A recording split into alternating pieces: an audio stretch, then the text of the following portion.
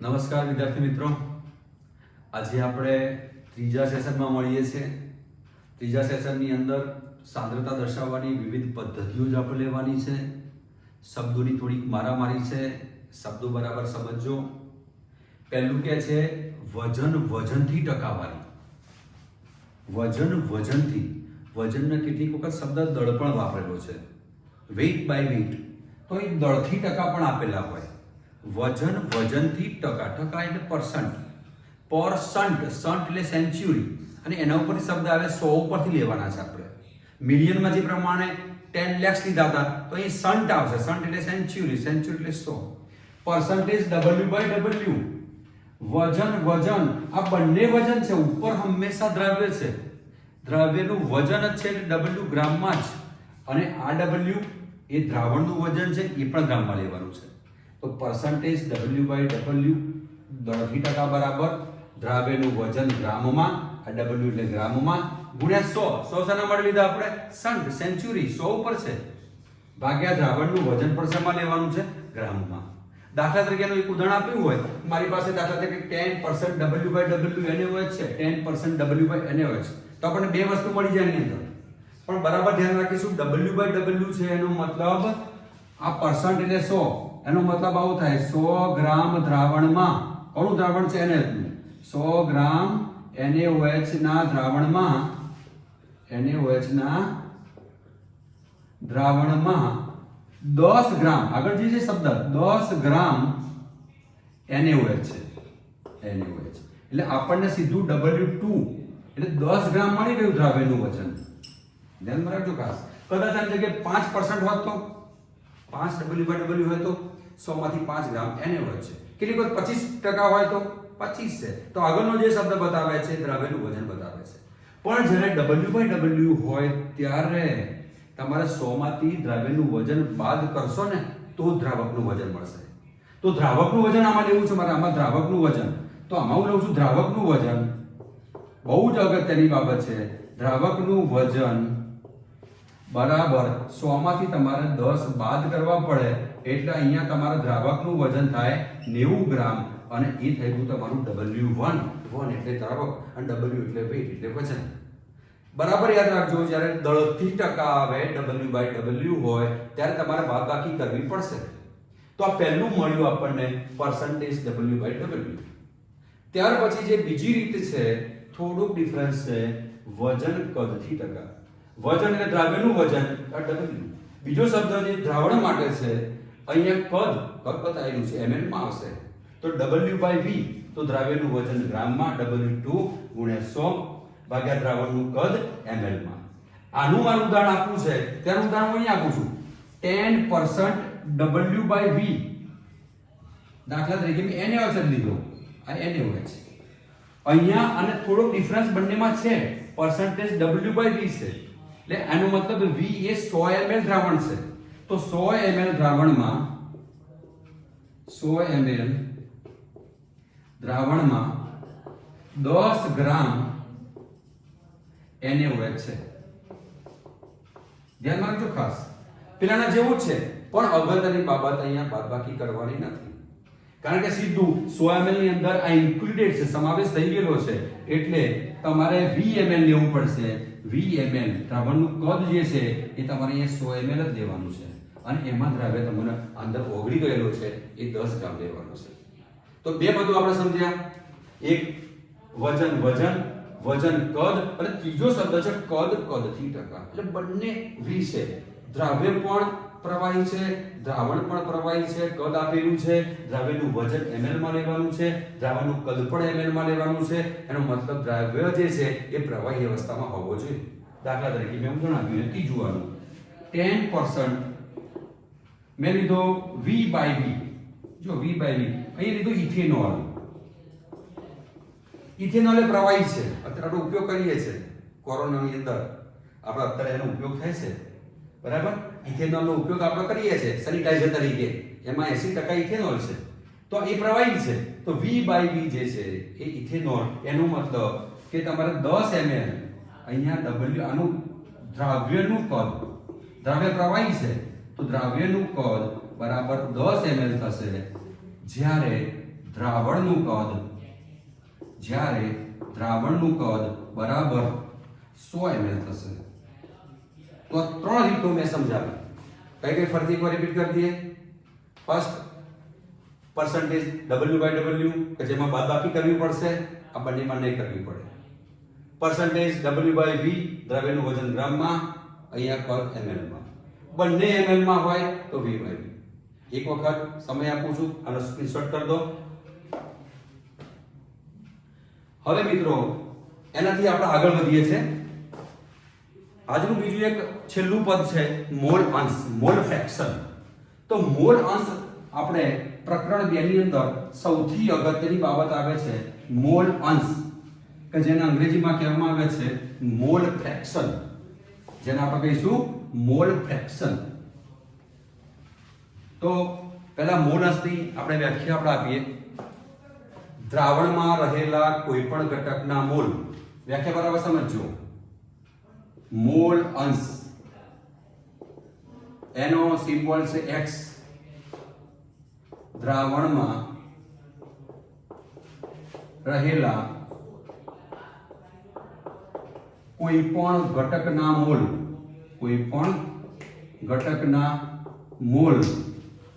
અને કુલ મોલ એટલે કોના કુલ મોલ એટલે દ્રાવણના મોલ કુલ દ્રાવણના મોલ ના ગુણોત્તરને મોલ અંશ કહે છે ફરીથી એકવાર દ્રાવણમાં બે ઘટકો છે દ્રાવણ બહુ જ અગત્યનું પદ છે આ દ્રાવક પ્લસ આ દ્રવ્ય બે ઘટકો છે તમારે પહેલા બંનેના મોલ શોધવાના છે તો હું પહેલા બંનેના મોલ શોધું છું અહીંયા લખું છું દ્રાવક ના મોલ એને હું કહું છું N1 કેટલીક વખત કોઈ Na પણ લખે દ્રાવ્યને B પણ લખી શકાય ટેક્સ્ટમાં એ પણ આપેલા છે જે આપણે ઈચ્છીએ લખી શકીએ છીએ તો દ્રાવકના મોલ બરાબર N1 આપણે જાણીએ છીએ મોલ બરાબર વજન ભાગ્યા આણ્વીય દળ તો વજન આપણે જાણતા હોઈએ તો વજન ભાગ્યા આણ્વીય દળ આના ઉપરથી આપણને N1 મળી જાય ત્યાર પછી આપણે દ્રાવ્ય લઈએ છીએ દ્રાવ્યના મોલ N2 બરાબર જો 1 દ્રાવક માટે લઈએ છીએ 2 દ્રાવ્ય માટે લઈએ છીએ તો એ જ પ્રમાણે આપણે વજન ભાગ્યા આણ્વીય દળ તો આપણે બે વસ્તુ મળી ગઈ N1 અને N2 તો N1 અને N2 મળે તો આપણે દ્રાવણના મોલ પણ મળે તો અહીંયા લખું છું દ્રાવણના મોલ આ છે શબ્દ દ્રાવણના મોલ કૌંસમાં લખું છું કુલ મોલ બરાબર બંનેનો સરવાળો કરી દઈએ N1 N2 તો આ મળી ગયા મને કુલ મોલ મળી ગયા હવે મારે લેવો છે મોલ અંશ તો પહેલો લઉં છું દ્રાવકનો મોલ અંશ દ્રાવકનો મોલ અંશનો સિમ્બોલ છે x અને 1 એટલે દ્રાવક દ્રાવકનો મોલ અંશ એટલે દ્રાવકના મોલ લેવાના છે પહેલા આપણે દ્રાવકના મોલ ભાગ્યા દ્રાવણના મોલ તો બે દ્રાવકના મોલ આપણને ખબર છે દ્રાવકના મોલ આપણે શું દે છે એને કહીએ છીએ આપણે N1 અને નીચે લખીશું આપણે N1 N2 તો આપણું પહેલું સૂત્ર મળી ગયું x1 બરાબર N1 N2 કદાચ તમે અહીંયા એ લીધો હોય તો xa Na Na NB પણ કહી શકાય જે ટેક્સ્ટ બુકમાં આપેલું છે અને આ જ પ્રમાણે જો મારે દ્રવ્યનો મોલ અંશ ગણવો હોય દ્રવ્યનો મોલ અંશ એને લેવાય x2 તો x2 બરાબર આપણે લઈશું અહીંયા લઈશું દ્રવ્યના મોલ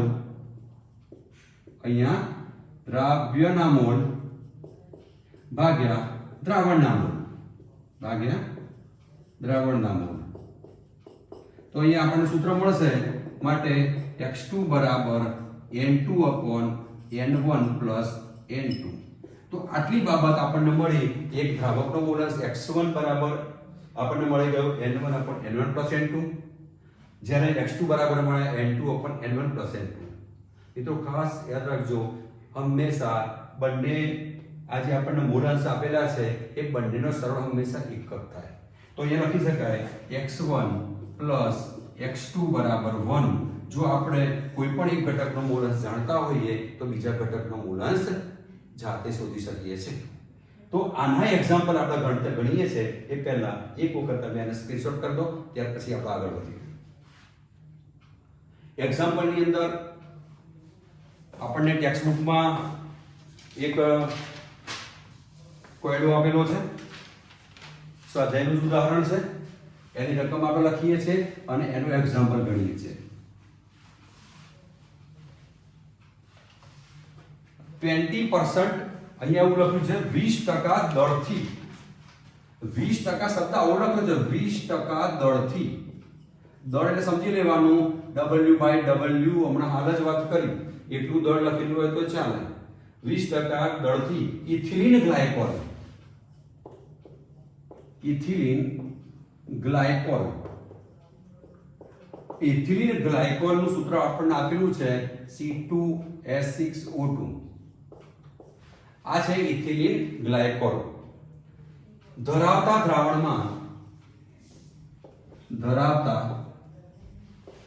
દ્રાવણમાં ઇથિલિન ગ્લાયકોલનો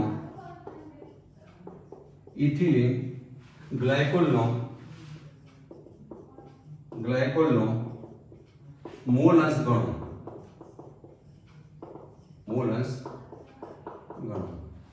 મિત્રો, હવે દાખલો ગણતા પહેલા દરેક વિદ્યાર્થીએ ધ્યાન રાખવું પડે કે આમાં આપણે દ્રાવ્ય કોણ અને દ્રાવક કોણ. તો આની અંદર આપણે બે પદ્ધતિનો ઉપયોગ કરવાનો છે. પહેલા આટલું લખ્યું છે ને 20% W/W, એના ઉપરથી આપણને દ્રાવ્ય પણ મળી જશે અને દ્રાવક પણ મળશે. તો અહીંયા હાલ શીખવાડી દો તમને 20% એટલે કે 100 ગ્રામ હોય, આ બંને W છે. 100 ગ્રામ દ્રાવણમાં 20 ગ્રામ દ્રાવ્ય એટલે કે ઇથેન, અહીંયા આપણને આપેલો છે ઇથિલિન ગ્લાયકોલ. તો આપણી પાસે દ્રાવક કેટલો થશે? દ્રાવક કોણ હશે? તો દ્રાવક હશે આપણી પાસે પાણી. તો પાણીનું વજન થશે, બરાબર 100 માંથી તમારે 20 બાદ કરવા પડે તો તમને મળી જાય 80 ગ્રામ દ્રાવક મળી જાય. તો બે પદો આપણે શોધી લીધા. કયા? એક દ્રાવક કોણ છે અને દ્રાવ્ય કોણ છે. કોના ઉપરથી નક્કી કર્યું? આપણે એના દળથી ટકા ઉપરથી નક્કી કર્યું. હવે આપણે બંને દ્રાવકના મોલ શોધી લઈએ. તો દ્રાવકના મોલ N1 બરાબર વજન કેટલું આપ્યું છે જોઈ લો. દ્રાવકનું વજન છે તો દ્રાવકનું વજન આપણે હાલ લીધું, આપણે અહીં 80 ગ્રામ છે તો અહીંયા હું 80 મૂકી દઉં. આ મેં અહીંયા 80 મૂકી દીધા, બરાબર. તો દ્રાવકનું મોલ, આનું દ્રાવક એ પાણી છે તો પાણીનો આણ્વિક દળ આપણને ખબર હોય. દ્રાવકના મોલ બરાબર દ્રાવકનું આણ્વિક દળ આ 18 આપેલું છે. દ્રાવક પાણી છે, બરાબર. ત્યાર પછી દ્રાવ્યના મોલ બરાબર N2. હવે આપણને કોણ આપેલું છે? ખાસ ધ્યાનમાં રાખવાનું છે, દ્રાવ્ય જે છે ઇથિલિન ગ્લાયકોલ. દ્રાવકનું આણ્વિક દળ 18 છે, 80/18 એટલે લગભગ આપણને 4.44 આપણને મળી જાય દ્રાવકના મોલ. એ જ પ્રમાણે દ્રાવ્યના મોલ લઈ લઈએ આપણે. એનું વજન આપણને હાલ શોધ્યું છે, ભાઈ દ્રાવ્ય કેટલું છે તો 20. એનું આણ્વિક દળ જે છે ઇથિલિન ગ્લાયકોલનું આપણે ગણીશું તો 62 ગ્રામ થશે, 62. તો 20 ભાગ્યા આપણે 62 કરીશું એ ગણી તો આપણને જવાબ મળશે 0.3225. 0.32 આ 25 થાય. હવે આપણે દ્રાવણના કુલ મોલ લઈ લઈએ N1 + N2. તો આપણે N1 આપણી પાસે તૈયાર જ છે 4.44 + 0.3225 બરાબર આપણી પાસે તૈયાર જ છે કે બંનેનો સરવાળો કરી દઈએ 4.7625. તો આપણને દ્રાવણના કુલ મોલ મળી ગયા. હવે આપણે સૂત્ર એકદમ ઈઝી છે આપણી પાસે. x1 = N1 / N1 + N2. કિંમત મૂકી દઈએ એની અંદર. આ કિંમત મૂકી આપણે પહેલો આની કિંમત મૂકી. ચલો N1 કેટલો ચાલો તમે શોધો. N1 તમારી પાસે છે આ દ્રાવકના મોલ N1 = 4.44. તો અહીં મેં લખ્યા 4.44. ચલો બંનેનો સરવાળો કેટલો આવ્યો એ ગાડી 4.7625. તો મૂકી દો 4.7625. 25. હવે આ બંનેનો ભાગાકાર કરીએ છીએ આપણે તો આપણને મળે છે 0.9322. 0.9322. આ પહેલું આપણને કોનો મળી ગયો? દ્રાવકનો મોલસ મળી ગયો.